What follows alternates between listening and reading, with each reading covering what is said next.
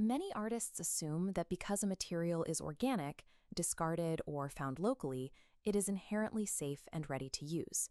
You grab some discarded plastic or agricultural waste and bring it straight to the studio to start building. But organic matter like sago waste, leaves, or rice husks hold trapped moisture. Left unchecked, that material will sprout fungus, rot, and compromise the structural integrity of an entire project within days. Found materials carry hidden physical and biological volatility. Before you can ask what you can make with these items, you have to run a strict risk assessment. Sustainable material management is a necessary decontamination protocol to protect you and your audience. To execute this protocol, you need a dedicated workspace. Gather your raw materials, protective masks and heavy gloves, basic cleaning supplies, and dedicated storage containers. By treating collection as a deliberate procedure, you strip away the unknown hazards.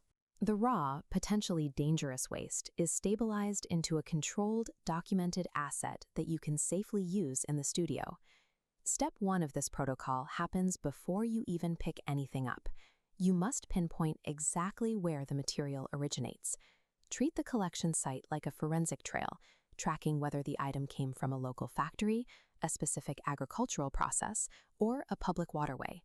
Taking items from private property, active construction sites, or culturally significant community spaces carries severe legal and ethical liabilities. You have to secure explicit permission from the owners or the community before removing anything from the site. Log the exact coordinates of the source. Record the date of collection, the name of the industry that produced the waste, and the specific individuals or community members who provided the material. Documenting the origin anchors the material to its history.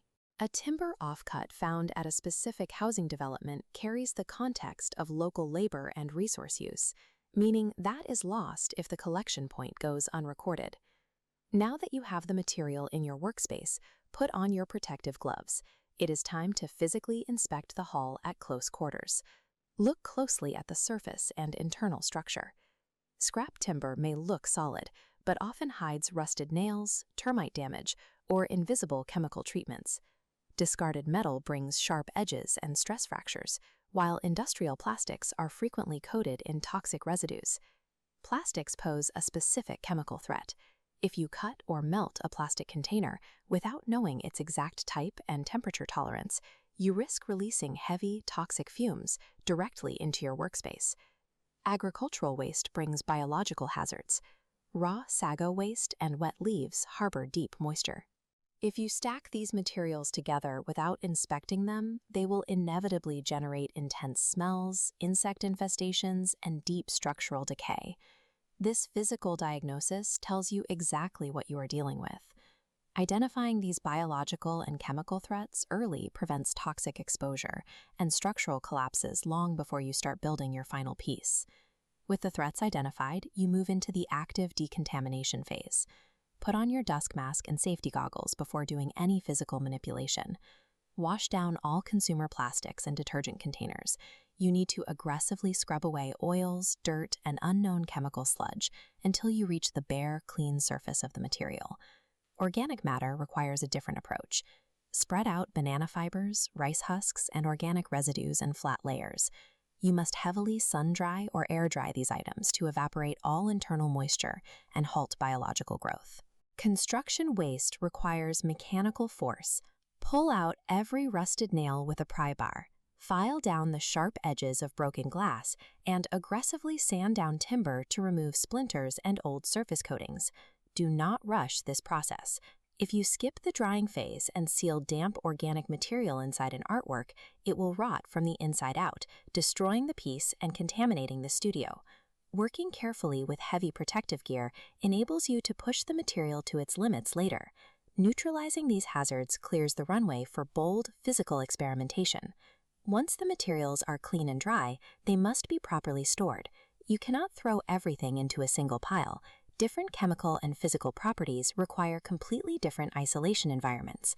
Store your dried organic matter in breathable containers so any residual moisture can escape. Sharp metals, glass fragments, and untested chemical plastics must go into strictly sealed, heavy-duty bins. To lock in the identity of your supplies, use the material record. Log the material name, source location, date collected, and total quantity. Next, input vital risk data, the cleaning method, assigned storage, identified hazards like fumes or sharp edges, and the official permission status. Attaching this comprehensive label integrates the material into your studio system, providing a trackable history for every item you use as you move toward the creative process. Look at the state of your workspace. You have transformed those unpredictable raw materials into a highly organized, clearly labeled, and safely contained archive. You have successfully isolated the variables. Every piece of plastic, timber, and organic fiber is backed by documented evidence, making your artistic choices defensible and intentional. The final preparation step is taking a small sample of your stabilized material and testing its limits. Cut it, bend it under tension, or expose it to heat in a controlled environment to see exactly how it behaves. Building sustainable art demands that you treat the environment's discard with forensic respect. Sourcing, decontaminating, and cataloging aren't just administrative chores. Responsible management is your very first act of creation.